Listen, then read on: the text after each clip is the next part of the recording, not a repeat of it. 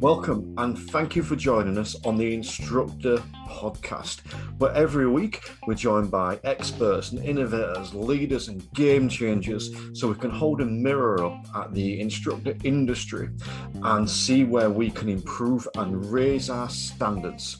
So if you're ready, we'll make a start.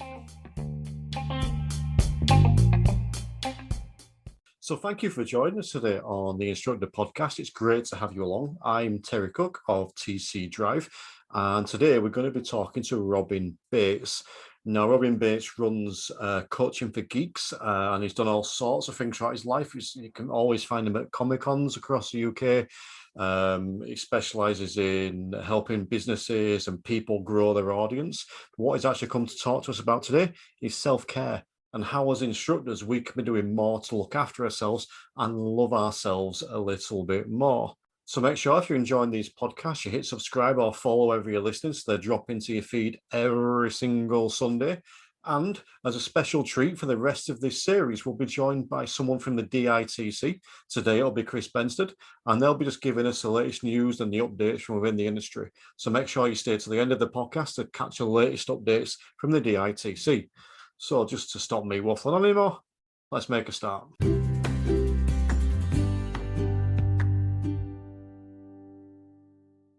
So today we are joined by the tremendous and the terrific Robin Bates. How are you today, Robin? Hi, Terry. I'm very well, thank you. Notice I got in a terrific there. I did.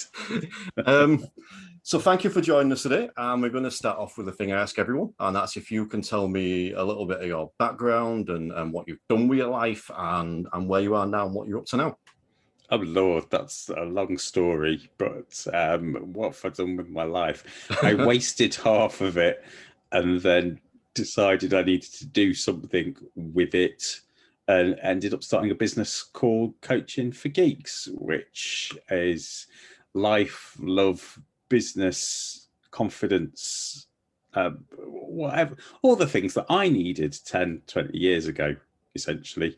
Instead of bimbling through life with no plan, I help people to have a plan now and also carry out that plan and get fabulous results, like getting a podcast up the chart. I wonder who that could be.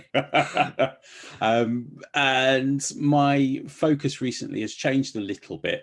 I started out as a confidence coach, I still do that work, but I've shifted the focus of the business towards helping geeky content creators and entrepreneurs to grow their audience, because I realised that that's something that a lot of people struggle with, especially people on Twitch.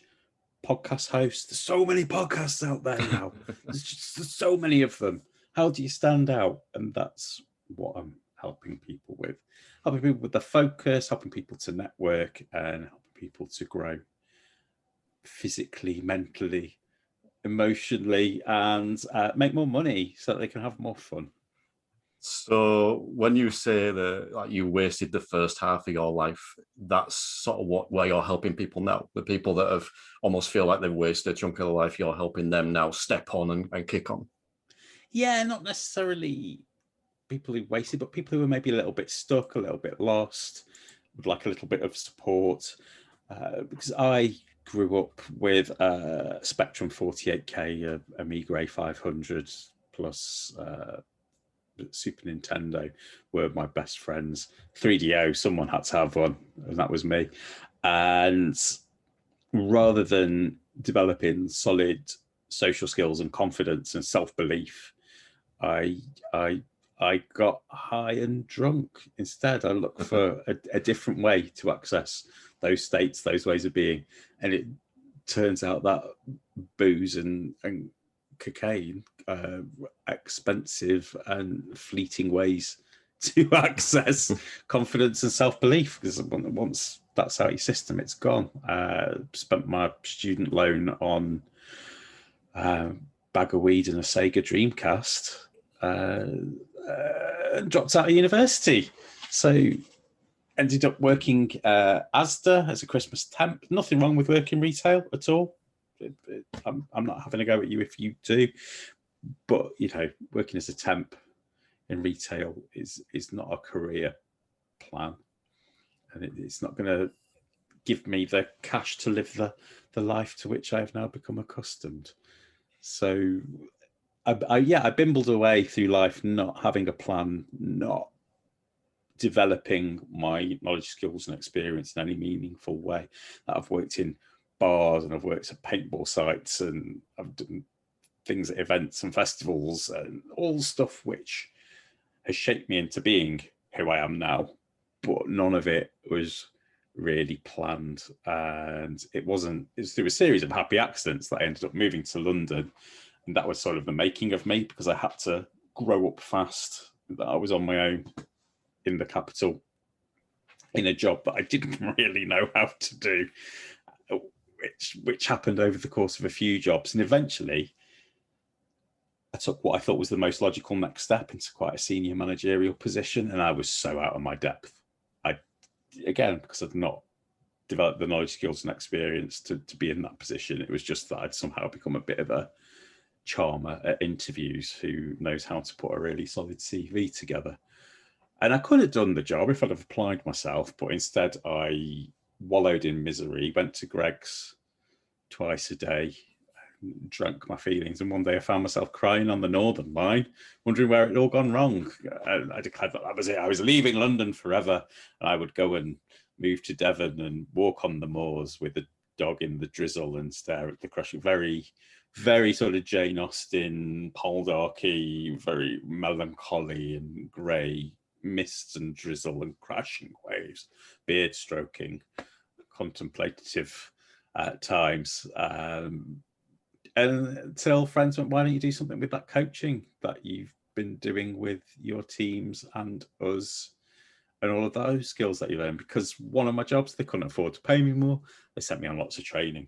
It turns out that I'd got really flipping good at coaching and mentoring. So, all right then. And for the first time, I took charge of myself. I went and did some training, studied coaching, mentoring, did some neuro-linguistic programming, integral eye movement therapy, cognitive behavior therapy, and out at the other end popped originally Robin Bates life coaching. Who cares? Coaching for geeks. We can talk about niching if you want, but I know I'm not here to talk about audience growth today. That's for another time. You've got another professional for that. I've got several. The two key things for me from what you said there, actually, the two most important things. Firstly, I think if you ever write an autobiography, it should be entitled Crying on the Northern Line. I don't think that would stand out enough. I think plenty of people have cried on the... I've not heard it described in such an eloquent manner before. I think that's quite awesome. And the second significant thing there is on the big question: do you still own the Sega Dreamcast? Yeah, I do.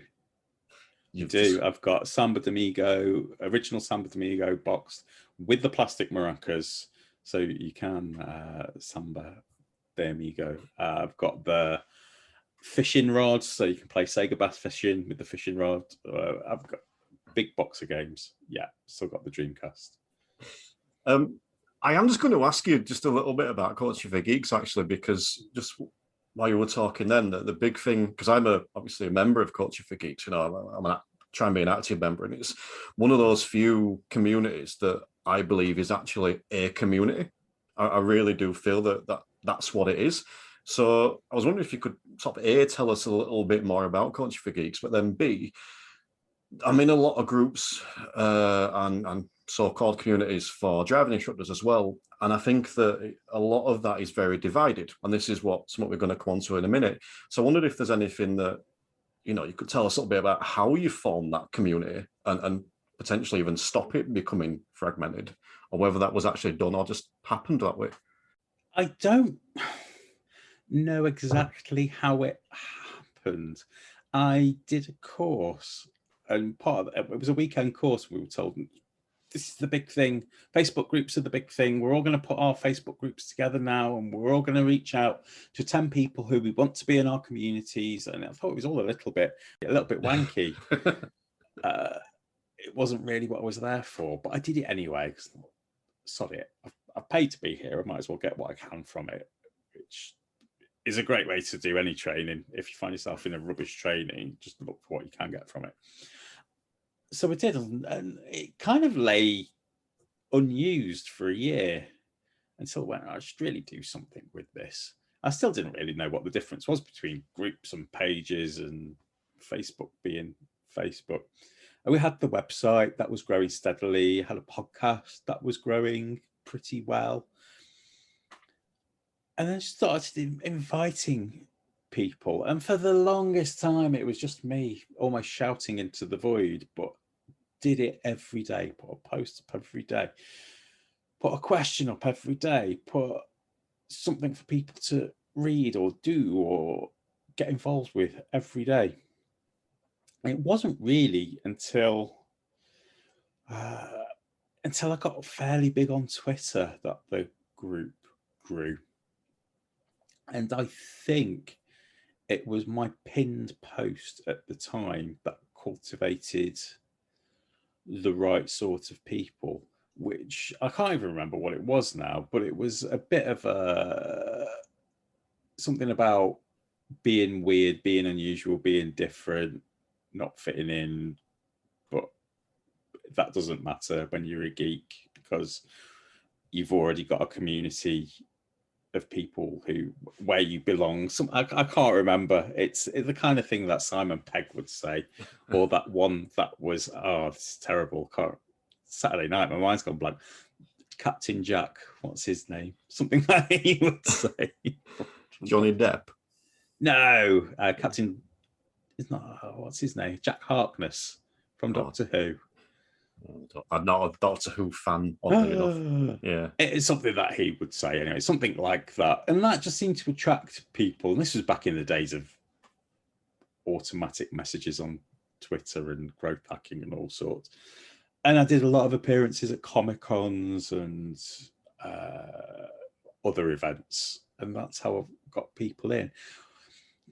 And I quickly established a really solid set of rules, of expectations, and a team of moderators who I felt were the right sort of people, not only to help me look after the group and make sure the community was a safe place to be and a welcoming place to be, but also to keep me on the right track, because I don't have everybody else's experiences. So we've got a lot of people, a lot of neurodiverse people on my moderator panel team, people who are non-binary, and they keep me, because I have ADHD and I go up on flights of fancy. I'm going to do this, I'm going to do that, and I go, hang on, Robin, what the hell are you doing? So by being constantly active, by being supportive, by posting things, a mix of things that are funny, that are useful, that are thought-provoking, that are interesting, that are supportive, we've cultivated a really solid community there that do look out for each other and support each other and answer each other's questions and tell me off if I'm out, if I put a foot wrong as well. You're talking bollocks, Robin, shut up. It's not very often, but I have been not silenced, but put in my place on more than one occasion. And we welcome that, because it is a community. It's not the Robin show. It's coaching for geeks, the community. We have the website, we have the CFG Turbo, which is the subscription membership type offering. We have the one-to-one coaching with me, but that community, it's not me. It's almost out of my hands. I'm just there to steer it, and people can do what they want within reason. I mean, there's some things that I think I definitely want to come back and touch on there, specifically around sort of the idea of being consistent and sort of the self-development aspect of it. But before we do that, let's reverse back a little bit. Tell me a little bit about your experience with learning to drive. I started learning to drive later than I should have, because I was skint as a teenager. I couldn't afford to. So it would have been in my mid-20s, about 25, and I was terrified. I made maybe a slight error of judgment in my driving instructor, who was a slightly older gentleman. And I hated it. I hated every minute of it. It was like one of the worst experiences of my life, learning to drive. He made me sound terrible. He made me do things I wasn't ready for, but I wasn't. I did not feel in control, safe, or capable or competent at any point behind that wheel. When he made me go out on the roads and drive home from the other side of town on like my third lesson, that was not safe for me. That was not safe for him. That was not safe for any of the other road users around me. I had not got to grips with finding the biting point just to set off safely and carefully every time. I stalled at the traffic lights whilst he shouted, "What are you doing? What are you doing? What are you doing?" at me. And I turned to him and go, "Clearly, I don't fucking know what I'm doing. You're the instructor. Instruct me." Well, the lights went red, green, red, green, red, with him just barking at me. So it was not constructive or useful experience. Partway through, the company I was working for got acquired by a London company. I moved down and I never had to continue it because the underground and buses are so good down there. It's still a skill I feel would be useful, but now because of my health, I have type 1 diabetes, which is okay control, but not well enough control for one, to me to feel safe that I would be in control of it at all times, and two, legally I'm not allowed to anyway. So that's been taken out of my hands. I could get down the road if someone had fallen unwell and I needed to get them somewhere and we were in the middle of the desert or something, I could probably safely get us out of there. But driving around town, how do you judge distances? Like, my brain just can't fathom it. How do you tell how far you are? Why does everything feel faster now? Why? What's going on? There's so many things. There's so many things happening in every direction. Is he going to cross the road? That's a cat.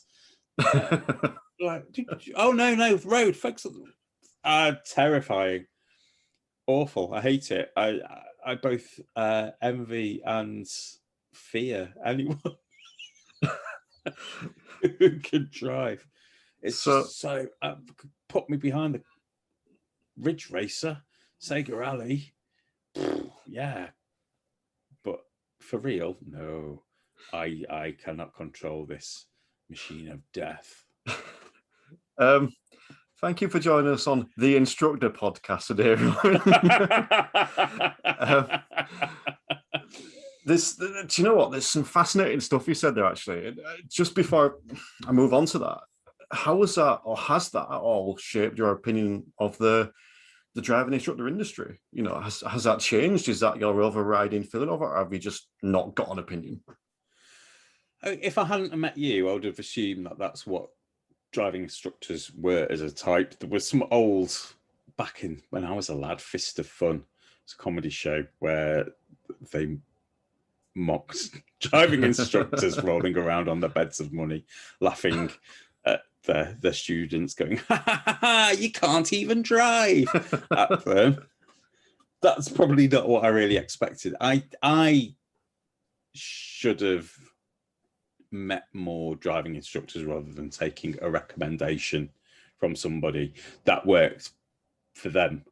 I'm not them, and if I were to pick anybody to do anything now, I would meet them, shop around, and find out if we were a good fit, sort of values and personality wise, and not pick the cheap old man as my first option.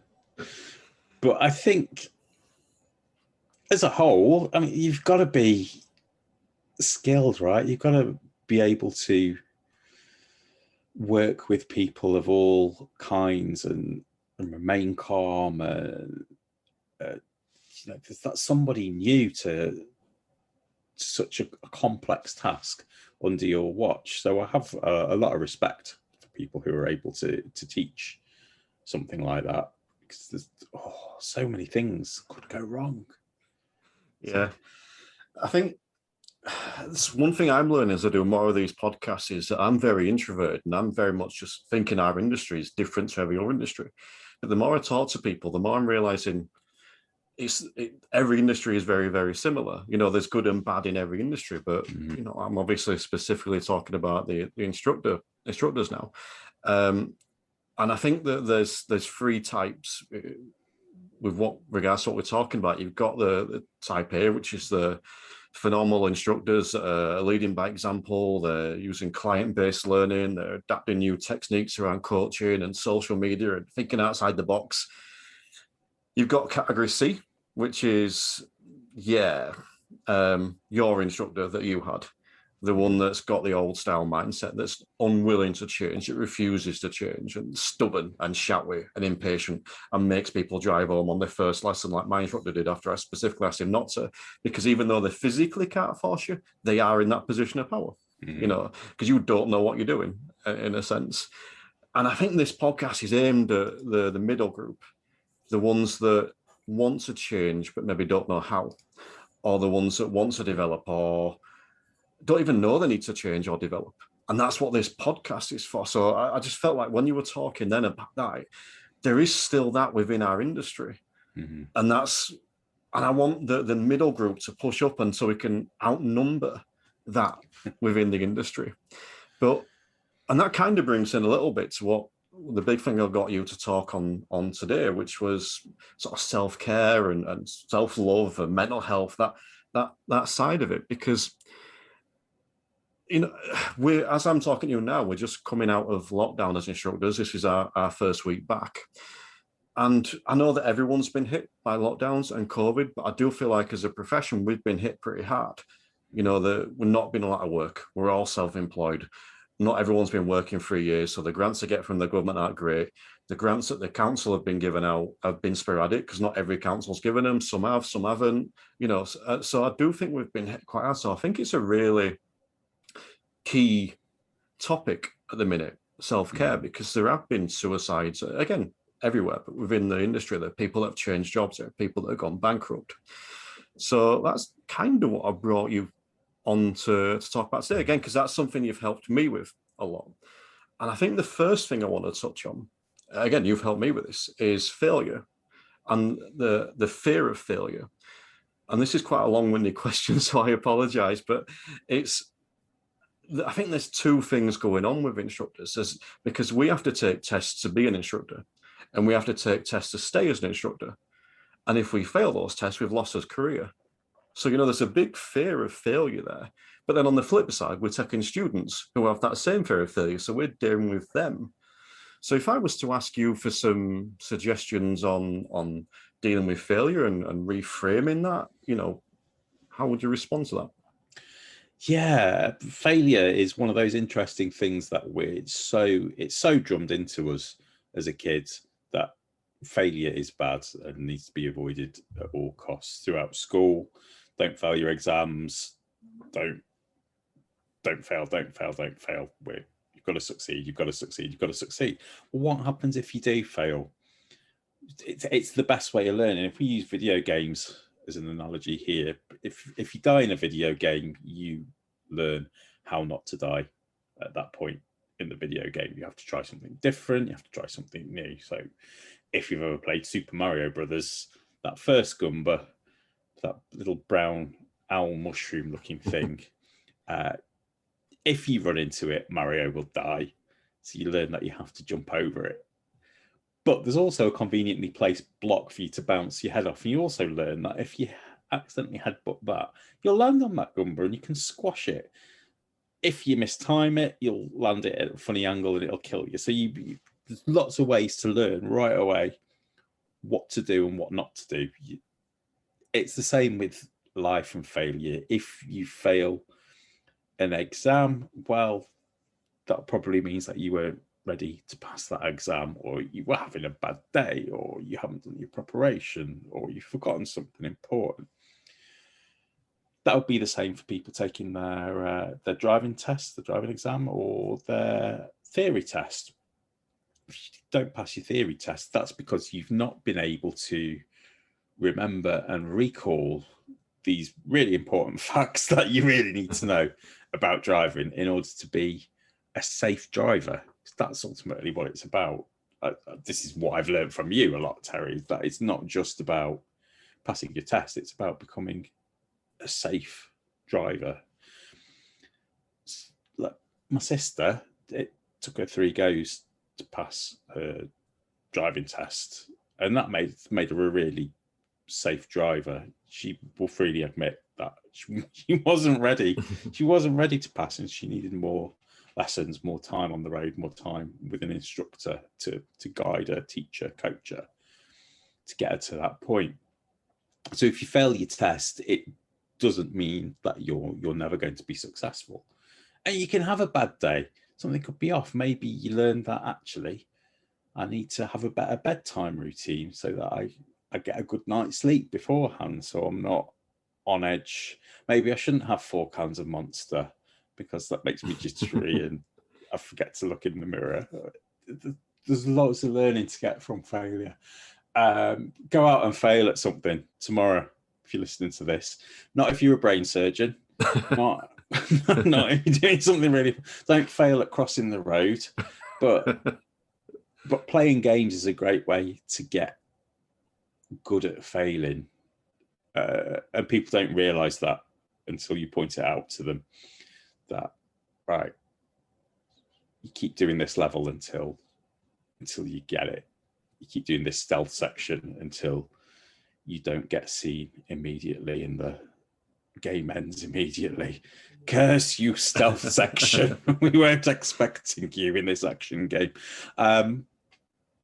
For instructors who have to keep up to date, I also work in engineering by day, and I make engineers and people who investigate cranes. I make sure that they are competent to do their job. And if they're not, then cranes fall down and people die. It's simple as that. We had a presentation from a guy who came and had a pop-up banner which had the names of everyone who died in a crane accident. Oh my God. It was just these really bleak pictures of cranes lying in the road, crushed houses, and the like. Getting off topic. If you are not competent to do your job and people's lives are in your hands, you should not be doing that job. You need to maintain your competence, your knowledge, your skills and experience, and be updating it all the time. And that's what I love about you, Terry, and what you're doing with this podcast, is that it's giving people that opportunity to get some extra professional development and then listen to some different ideas and suggestions and ways forward. So what happens if you fail your exam as an instructor? Is that it? Career over? You get 3 attempts once you've had 3. I mean, there's always ways to appeal, legalities you can appeal on and stuff, but in theory, once you've failed the 3rd, you're taken off the instructor register. You can, I forget I think it's 2 years. I could have that wrong, but I think you can reapply within 2 years and retrain. So it's not the end of the road forever. But yeah, you basically, that aspect of your career is taken away from you. So get good, scrub. Don't be the person that's not good enough to pass that test, that exam. It's something that you should be working on all the time, and topping up your knowledge, making sure you're on top of things and not picking up bad habits, because we all do it. As soon as you've learned how to do something, you find shortcuts, workarounds. That's just human nature. But when you are teaching other people, it's got to be right. So get it right. Make sure you're right. Practice, learn, update.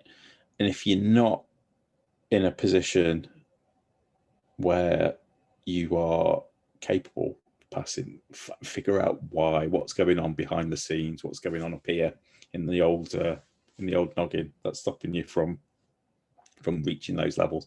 Because there might be something else going on that leads to self-sabotage. Like if you're not happy with what's going on with your career, your brain will come up with a way to sabotage it. And we don't want it to be at the expense of your career. However, anybody who's got the most, you've got to become flexible. Like you've had to bend. That sounds terrible. You've had to bend with the wind, like all instructors have because of lockdown, and you spent time working on your theory course and a podcast. You've come up with new ways to bring in income, grow your expertise, your authority, so that people come to you, and that's what anyone in any line of work should be doing. There's something about, is it cyberdynamics, the first law of cyberdynamics, that the system with the most flexibility will rule that system. It's the same for people. The more flexible you can be, the more you'll be able to adapt to any situation, and failure will just be a waypoint on your map. I'm trying to think of a clever driving metaphor here. It's struggling. It'd just be an exit on your roundabout. There you go. But I do think you make some good points there. I think that failure is kind of it's a stigma. We look upon it negatively. Now, admittedly, no one wants to fail. Of course, no one wants to fail, but it's not always a bad thing. And I think that you said there as well about preparing for it. So if, for example, myself, if I've got my assessment coming up, my standards check coming up, I mean, I should be preparing anyway. There should be a constant development from myself in reality. But even when there's a standard check coming up, maybe step it up again. And the more I do that, the more prepared I'm going to be, which is going to reduce the fear of failure because I'm going to be more prepared. And then going beyond that, I get free opportunities. So if I fail first time, I'll know then what I've got to work on. So again, it's an opportunity. And I think, again, you made a really valid point saying that you have to be good enough. And in this profession, if you're not good enough to teach someone to drive safely, you shouldn't be doing it because you're putting people on the road. So yeah, I thought some interesting thoughts there. It's that, don't let that first instance of failure cloud you, like poison your brain, say that you're not good enough, you can't do it. It's just telling you that you couldn't do it that time. That's all. It's not that you can't do it forever. It's showing you where you need to go and do some work, some learning, and top up, and then get cracking. I think personally, my first attempt, I don't think I wasn't too nervous, and thankfully I did pass that one. But I think the second one will be okay. I think if I get to the third one, the entire career's riding on it. Yeah, I think that's squeaky bum time. But yeah, speaking of like the stress and fear and around the profession, I think one of the things that we're going through now, and I really think this does sort of delve into the self-care aspect, is as an industry, there's a massive demand on us at the minute. There's a huge backlog in tests. There's a huge wait. We're all feeling it. We're all getting inquiries almost every day for lessons and stuff. And especially with us largely being, no finances for the past year almost, there's that pressure to work all the hours, God sends. And you mentioned before about, having cracking open 4 cans of Red Bull to keep you going. And I think that there's going to be a lot of people that are doing that. I think, right, I'm going to work from 8 a.m. till 9 p.m., 7 days a week. That's probably not the best way to look after yourself. Probably not. I can totally understand it, where that would come from. And we all do it sometimes. Sometimes you're going to push yourself harder than other times, but you've got to take good care of yourself. Otherwise, your body will fall apart, your mind will fall apart, and you'll just not be able to do it at all. Regular breaks, you've got to be able to get up and walk around, get some air, take care of your peeps and poops, Have some water, have some food, like some good food, not going through the drive-through for every meal, not just grabbing something from the shelf, smashing a pasty down. but Yeah, it's humans are very prone to burnout, and you need to be mindful of that as the world reopens, as you get back out there. And if you are not performing at your best, then you're not going to be doing a good job. You're not going to be happy with your own performance, and your students, your clients aren't going to be happy. Are you doing them a good job? Are they getting their money's worth? Are they learning to drive well and safely? And if not, you might need to postpone a lesson or two, just have a little break, take a day off. I know if I've pushed myself too hard, if I'm developing a new product and I've stayed up late, then I've got a client. If I'm not in the right headspace for them, they're not going to get their money's worth from me. And I've postponed clients before just because I am not going to be a good coach for you today. I'm sorry. And it sucks because, you know, that's money in the bank that you're missing out on at the time. But if you have got a relationship with your clients, they're not going to go anywhere, right? They're going to come back to you. If they have a shit lesson, then they might go somewhere else. I think that's, again, quite interesting what you said about having a relationship with a student, because that's something that I found, and I'm always reluctant to use myself as a positive example. I try and use myself as a negative example, but you know, if you can form that almost like a bond and a good relationship with a student, and then you message them on, even if it's the day of the lesson, and say, look, I'm screwed today, I'm knackered, I can't do this. They're generally pretty understanding. But I do think that, you know, maybe it's more than, you know, people that have just qualified and are quite new, or, you know, set in their ways, or just people that are nervous that they're reluctant to cancel a lesson or reschedule a lesson. And I do think that's quite key. There's nothing wrong with it as long as you're not taking mick. You know, you've got to look after yourself. Like, I do evening lessons, 2 or 3 evening lessons a week, and I tell everyone with an evening lesson, these are the ones I'm most likely to cancel, because if I'm knackered at 5 o'clock, you don't want me at 7 o'clock. And they all understand that and know it beforehand. So I do think that's quite a key point. So, in fact, how would you frame that? You know, if someone is worried and scared about contacting someone and saying, look, I'm not able to do this lesson, what would you say to that person? I would say it's about respect for your students more than anything else. If you respect them, you'll just be honest and open with them. If you're not going to do that, you're going to burn yourself out, and your body is going to force you to take much more time off than if you were to postpone a lesson or a day's worth of lessons. The body and the brain can only go for so long without a break, and it will force you. And a full-on burnout breakdown is not fun, and it could take you weeks before you're up to doing it again. And and as we're just getting back out there, you don't want to be losing weeks worth of income, because your clients probably will go elsewhere at that point, because you might not know when you're going to be able to pick up those lessons again, those clients again. Then you're going to have a backlog, and it's just going to become a cycle that repeats itself. So please, for the love of God, this goes for everybody.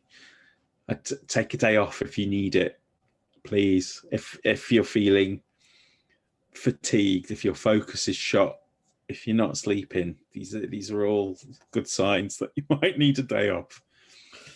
And whilst it might be tempting to go full pelt all day, every day, at some point you are going to have to take a break. So please do, before you become a danger to yourself and your clients, because we don't want to see any unpleasant stories.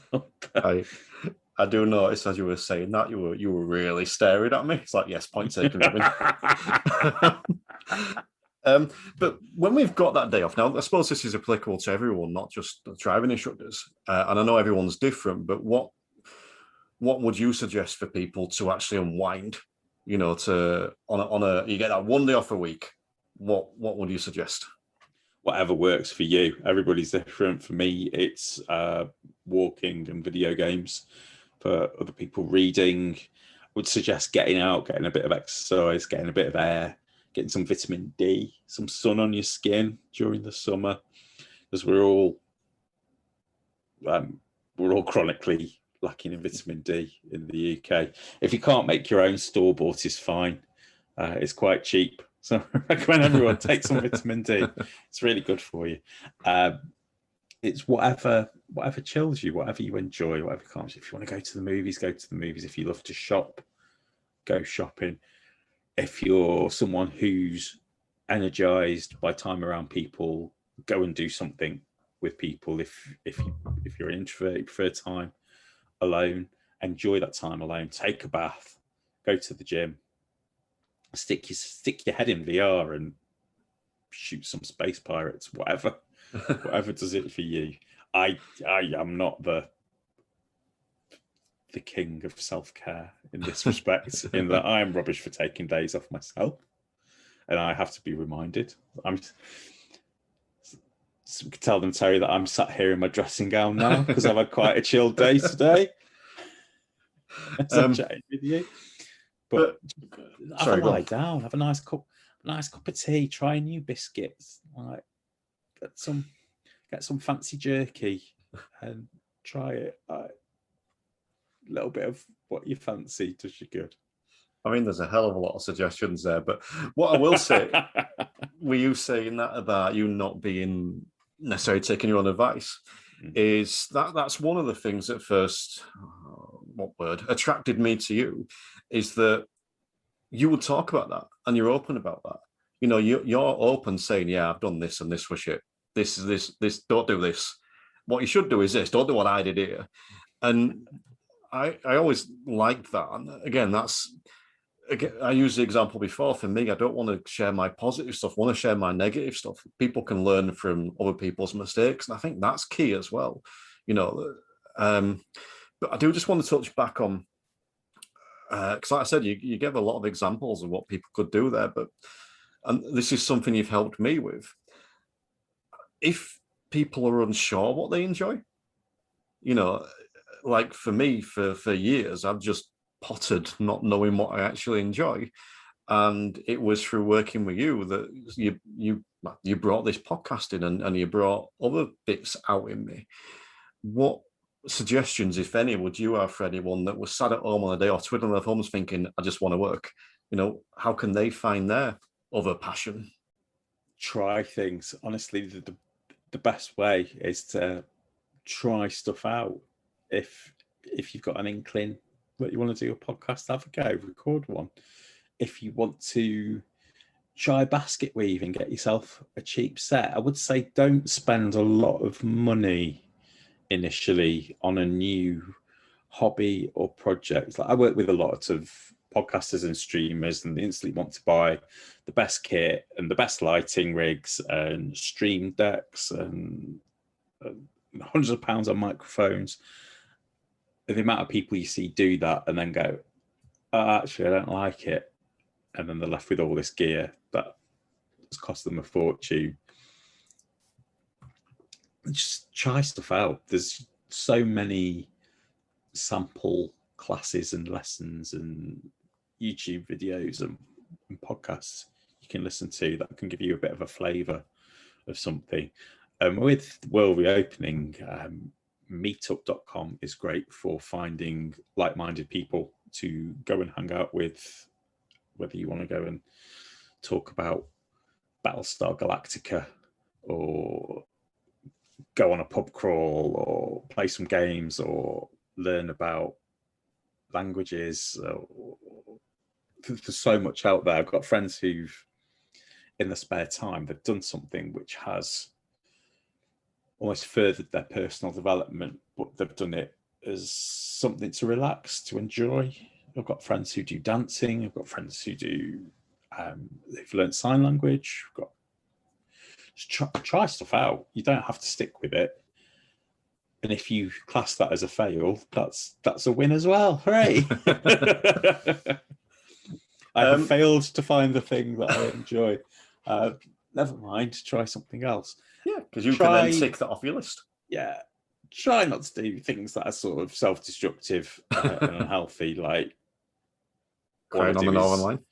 Eat crisps and drink vodka. That's probably not the healthiest or most useful of hobbies or ways to spend your day off. I'm not saying don't have crisps and don't have a drink, just everything in moderation. Yeah. Bringing it away from that slightly and looking at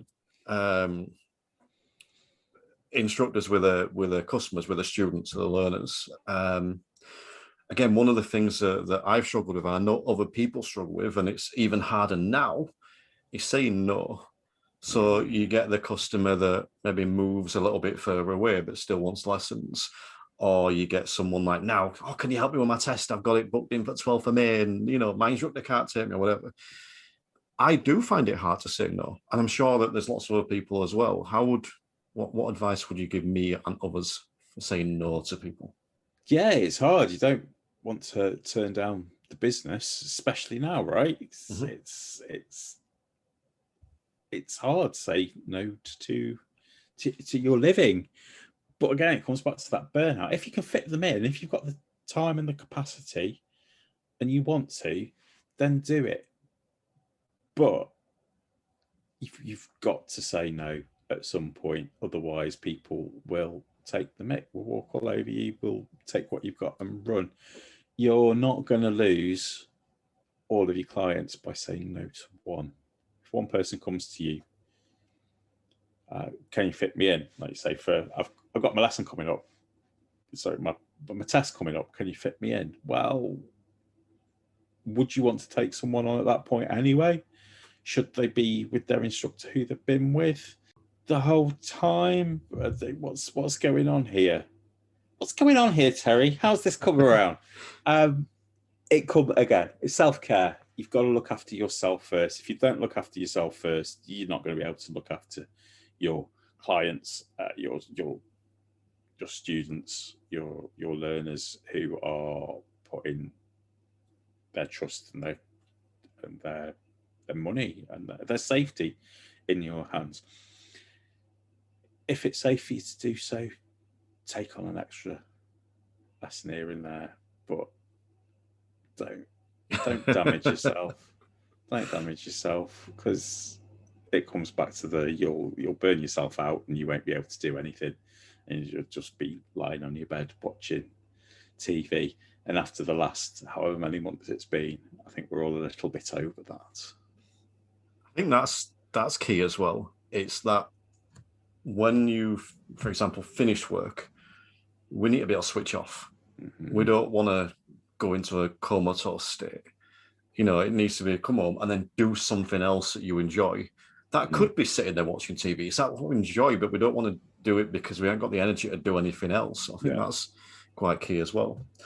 In fact, just on that, I know you kind of touched on this before, but switching off, that's something I've struggled with. And again, you've helped me with. It's at the end of the day. Now, I know previously you spoke to me about getting like a routine to finish the day off. Then your body and brain knows it's the end of the day. Can you expand on that a little bit? Yeah, sleep hygiene. Again, it's not something that I'm amazing at. In that, we all know you shouldn't have screens before bed. And yet there I am on my phone 5 minutes before bed and watching YouTube videos to fall asleep to. So again, it's to take the good bits of what I do and adapt it to your own purposes. But we are machines of routine. We're creatures of habit, and having a series of steps that you do at bedtime will just help your brain and your body to know that, you know what, it's time for me to start switching off and shutting down. So for me, I have a mug of, what's it called? It's a bedtime tea. Snore and Peace. I have a mug of Snore and Peace. I brush my teeth, check my blood glucose, and this is where it all goes wrong. Then I put The Office on, and I tend to fall asleep with The Office on because I've seen it so many times. I can pay attention to it and enjoy it, or it'll wash over me. Just an episode at a time. I don't have it just run the whole series and the screen's off. Just the audio. Of course, it would be better to maybe do a little meditation or have some a guided meditation playing in the background to switch off to. And Insight Timer is great for that. It's an app which has got thousands of free meditations on there. And when my sleep hygiene was a bit better, that's what I was doing. But right now, do you know what? No. I have a very active mind. It struggles to switch off at night. And if I get into bed and don't have something playing, it starts to go, oh, let's think about all the awful things you've ever done in your life. What about that time when you were 9?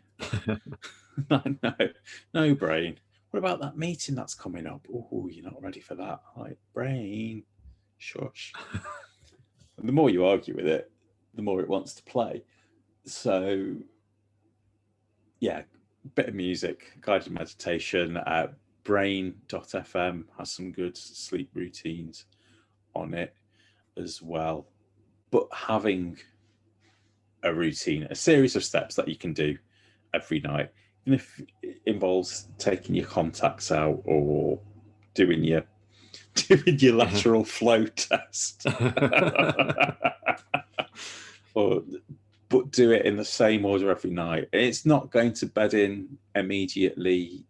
Your brain has to build new connections so that it connects this sequence of events to go into bed. Yeah, it's almost having that one or series of things that just tells your brain, yeah, it's bedtime now. And your brain becomes automatic. I mean, I suppose my one is similar to yours. When I watch The Office now, my brain knows it's bedtime. So the other day I put The Office on at lunchtime and I'm dozing off straight away. But the other one, and I've not quite perfected this shit, but I'm finding this is actually working, is my car. And I was doing this before Christmas as well. When I need to go back out in my car, when my working day isn't done, I will reverse into my drive. When my working day is finished, I drive in. And it's like, I know then, right, I've stopped for a day. And it seems to work. I seem to relax more getting out of my car when I drive in than when I reverse in. So it's a weird little trigger that I've built there. Nice. It's a Pavlovian conditioned response for anyone who wants to know that. Yes, we are treating Terry like one of Pavlov's dogs. I have to do the same because I do my engineering by day and then coaching for geeks by night, and I have to draw a line between the two, and then I have to draw a line between CFG stuff and you know what, this is my time, me time. I will change my clothes after I've finished one bit of work, and I'll go for a walk, get some air between switching off. That's sort of bedtimey time. That's another one I do. Sometimes, like I say, I'll do evening lessons, so I'll come home, and what I do is I take my socks and shoes off. And it seems weird. I don't know, it's just a fresh air on my feet. And I'll sometimes go outside like that as well. And it just refreshes me a little bit, ready to go back out. And it's telling my brain, you haven't finished yet. You haven't finished yet. So I do appreciate you coming on today. I've got one more question for you. It's almost putting you on the spot a little bit. If you were to leave today with one piece of advice for everyone, ADIs in particular, I suppose, what one piece of advice or one tip would you leave us with now? Shit, I've got to think of something now. It's something that we've touched on already. It's that unless you if you go full pelt now, take a break at some point, build that in, put your brakes in first before you start booking in students and your clients and go, do you know what, this is my non-negotiable day off. As tempting as it might be to work all day every day for the next 6 months, you're not going to run out of potential students or clients in the next 6 months because there's such a backlog. So please take good care of yourself. Take a day off, take a break. Otherwise you'll end up, your body and your brain's going to force it, and nobody wants to see that because it's really unpleasant. Burnout ain't fun. I've been there myself, and I've lost months to it. Also, take your vitamins. That's my other one. And any in particular, or just all of them? Well, all of them. It depends. If you can get your blood works done to find out what vitamins you do need, it's really useful experience to do. So I have vitamin D, and I have a vitamin K chaser, which helps with the uptake of vitamin D. And then I have some magnesium. I have a bit of boron. What else have we got here? I always feel a lot better for it, especially because we've been inside all day. And if you're going to be in your car all day, again, it's vitamin D. If you're not out in the sun, the majority of Brits are deficient in vitamin D.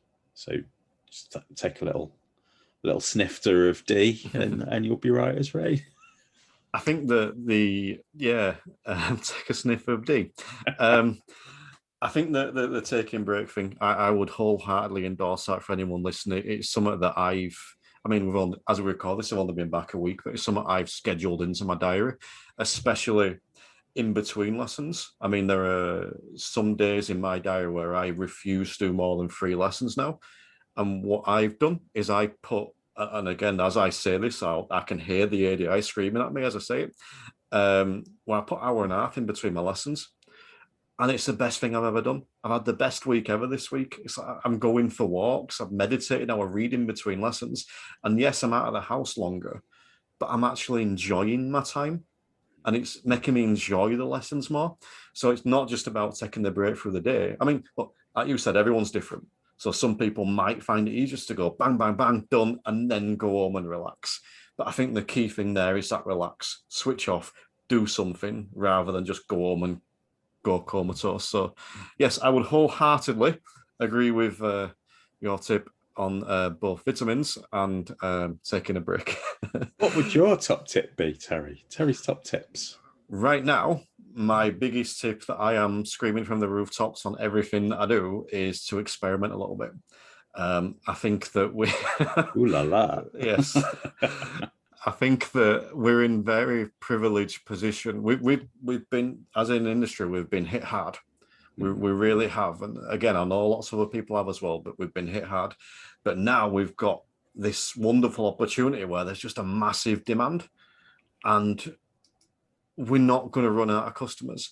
And I think it's experimenting. Like I'll use myself as a positive example. Like I've done this week, experimenting with my times, putting that gap between lessons, playing a little bit around. I do 3 days, and I've set a schedule where I can do a lesson this time, but I can't do one this time. And I've set mapped out a week, but also experimenting with social media, experimenting with your marketing, experiment with your prices, experiment with your coaching technique, experiment with your personal development, experiment, as you said, with things you enjoy. I just think it's the perfect opportunity. And I think it's massive. And I think we should do it anyway. I think it's almost like I'm going to say the grand reset, but that's a conspiracy theory at the minute, isn't it? But it's almost like we've hit the reset button. And I just really believe that it's an opportunity for people to experiment with what works with them. Mm-hmm. And you should always be pushing against your comfort zone anyway, because it's constantly closing in on you. And the more you push back against it, the more flexible you will be, the more capable of rolling with the punches, of dealing with disaster, of enjoying those unexpected moments of weirdness and life. And but you have to keep pushing against it, trying new things, otherwise it'll get smaller and smaller and smaller until you're just terrified of everything because it's all scary and different and new. And the more you do, the more flexible you become. Yeah, I would agree with that as well. I set myself a goal this week of getting someone to say no to me every day. So I was like requesting people to come on their podcast. I was sending out emails for stuff or requesting a team up sort of thing. And once someone had said no to me, then I would stop for that day. Unfortunately, everyone was saying yeah. So I changed it to once a week because I can't quite do that much stuff. But yeah, I think that's key, stepping out of your comfort zone. I really do. And do you know what? While you're on here, this is something you're good at as well. What advice would you give to anyone that is scared of stepping out of their comfort zone? Just step a little way out. Just give it a little push. If you're really, really stuck in there, if you're doing the same things day in, day out, just try wiggling your comfort zone a little bit. Like if you take the same route every day, take a different route. If you have the same radio station on every day, just try listening to something else. Try a different kind of video game or TV show or type of food. Something that's not beyond the realms of comfort, but it challenges you just a little bit. Do a jigsaw puzzle, read a book, walk a different way around the blocks. We get so ingrained into our habits. It's a safety mechanism. We get comfortable and safety from the things that we do most regularly, and that's why we've got to push against it. Otherwise, you become a sad old racist who sits on the sofa and only watches X Factor and eats plain pasta. I don't know. That's the clip I'm going to use when I promote this show. Do you know what, Ray? I did say a couple of questions ago this was my last question, but you brought us into this topic now, so I'm going to ask you another. I'd like an example, just out of interest, an example of when you've stepped out of your comfort zone and what a reward as a result of that. Sure. I never really spoken on stage, and I decided that I was going to. So I started applying to Comic-Cons and events, put together a pitch, not expecting any of them to say yes, and ended up speaking at some of the biggest Comic-Cons in the UK, which helped grow my audience, which brought in more clients, which helped develop my authority. The biggest stage I spoke at was at MCM London Comic Con, full house on the main stage, 3,000 people. Listen to me interview cosplayers talking about cosplay confidence. I was no cosplayer, but it was one of those, fuck it, let's have a go and see what happens moments. And this led to me getting stage over at PAX East in Boston, Massachusetts, in the States. That paid for my event pass. You get a free event pass, and that's like 250 quid's worth of ticket, and help grow my audience over in the States. And now it turns out I really love doing this, and we've put together crazy events for Comic-Cons, which don't necessarily have a direct relevance to coaching for geeks, but get me exposure to my target audience, content creators and geeky entrepreneurs who are doing stuff in this space. And it's helped me to network with relatively well-known comedians and YouTubers and Twitch streamers. So that was one of those things where I went to an event and someone went, "Oh, you don't have to speak about things directly related to your business." And I went, "Oh, okay. In that case, I'll have a go and see what's going to happen." And there's me sandwiched between Sebastian Stan and the cosplay masquerade, which is not an unpleasant place to be. And I'm guessing, well, it must have all come from an initial first small step. Yeah, it's that if you don't ask, you don't get. First step was chancing my arm, seeing if I could get a press pass for Comic-Con. It's like, oh, maybe I can write about this. I just thought I'd get a free pass and not have to stand in a massive queue to get in. It's fucking awful, that Comic-Con queue. And then the content manager went, oh, hey, do you want to have a chat? I was like, sure. And then I'm like, good mates with one of the content managers. And sure, everything's changed over the last year. So many people have moved on from all these events, but I've got a foot in the door if I want to pitch something. I can pitch something. It comes back to that fear of failure thing. Just pitch stuff to places. If you don't ask, you don't get. I've had some great guests back when I had a podcast just from asking. Like Quinn's from Shut Up and Sit Down, big board game channel. I just went, hey, Quinn's from Shut Up and Sit Down.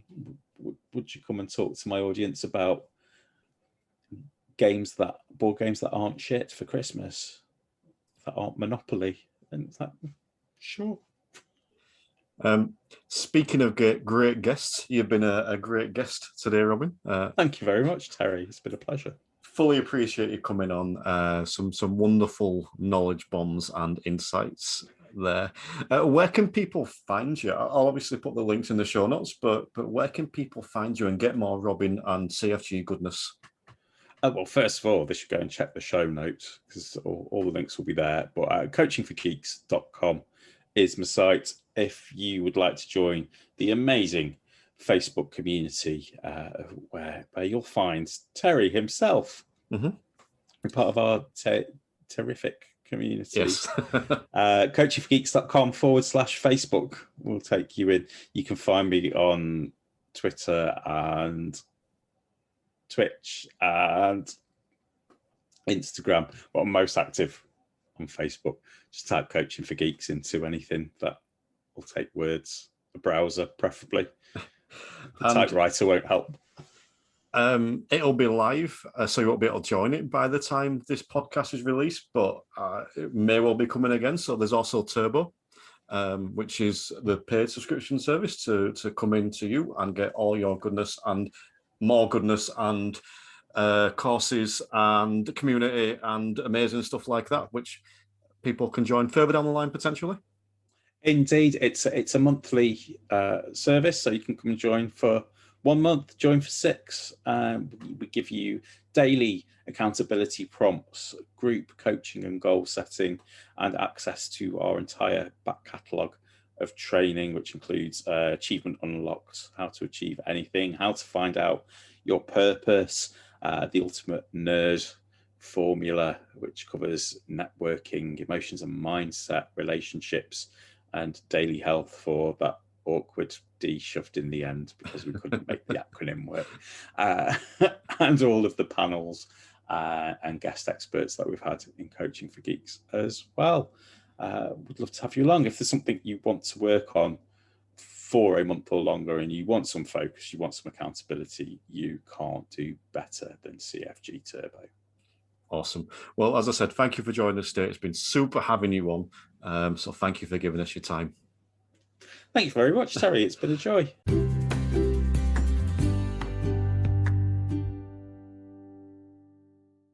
Some really thoughtful comments and conversation there with Robin. I'm sure you'll agree. I think that I don't think I'm speaking just for myself when I say this, but I can definitely take a lot more care of myself, whether it's doing something between lessons, before lessons, after lessons, not ploughing into lessons, whether it's looking at failure a different way, whether it's conversing with my students a different way. I think there's definitely more I can do to look after myself. And hopefully you've taken something from this podcast as well. As always, if you've got any feedback, make sure that you get in touch. You can find me on Messenger or head over to tcdrive.co.uk. You can get in touch with me over there. And if you're enjoying these, leave us a nice little 5-star review. So, as promised, we're going to get some updates from the DITC. And today, it's Chris Benstead. Hi, this is Chris Benstead from the DITC, the Driving Instructor and Trainers Collective. We are building a platform to signpost individuals like driving instructors, trainers, PDIs, pre-PDIs, and other interested parties to different areas of the industry that they may not have found yet. So we want to become the go-to signposting place. So Terry and the Instructor Podcast have kindly asked us to help signpost you to changes that are going on inside the industry during the week. And this week has seen the relaunch of Safe Driving for Life, safedrivingforlife.info, from the TSO on behalf of the DVSA. So it didn't get a very good launch on Facebook. Driving instructors were not impressed. And I have to say, I've been looking through trying to find the positives, and I'm struggling. It's not the most appealing of websites. It's not very engaging. And it's designed to give people information of, are they ready, talking about the tests, both theory and practical, finding a driving instructor and developing the knowledge base that they need. It's very limited. There's not a lot on there. It's all about selling the DVSA products and trying to find the information. If we go to what would be interesting to the listeners of Find a Driving Instructor, they've got 3 key points on what to look for. So it's important for you to make sure your instructor is right for you. Try to choose an instructor who has a good reputation, is reliable and punctual, has a car that suits you. So there's no mention of CPD. There's no mention of have they developed themselves to make themselves better, whether formally or informally. There's nothing to say, look for the badge in the window and make sure they're actually qualified. And it's the DVSA badge that we have in that window. And there is also nothing to say, how are they going to treat you? How are they going to teach you? How are they going to be client-centered? So it's very out of touch with what we now offer as modern day driving professionals, professional trainers. So it would be nice to see if that was reflected inside of there. We then go on to the cost of learning to drive, and I believe actually this has changed. It's about £5, maybe £10 higher than when it started. So learning to drive could be quite expensive. Lovely way to lead. The average cost of an hour driving lesson is between £30 and £35. If you need 47 hours of instruction before passing your test, it'll cost over £1,400 in driving lessons, plus the cost of your license and tests. Lessons can vary widely between instructors and depending on where you live. So we're focusing on the cost, not the benefits. It doesn't say compare 2 lessons and see if they're the same. Does one instructor provide additional services and skills like a diary system, a student interface, theory support or theory training? None of that's covered. And it really leaves us wanting more, if I'm honest. I'll be feeding this back to the TSO. And if you want to feed back to the TSO, I'm sure that Terry will provide the website to do so. So that's it for us this week, but I promise we'll try and find something more positive for next time. Stay safe, everyone. So thank you, Chris, for giving us that update. Yes, I wasn't overly impressed either with the Safe Driving website for the same reasons that Chris has said. It felt very almost unprofessional.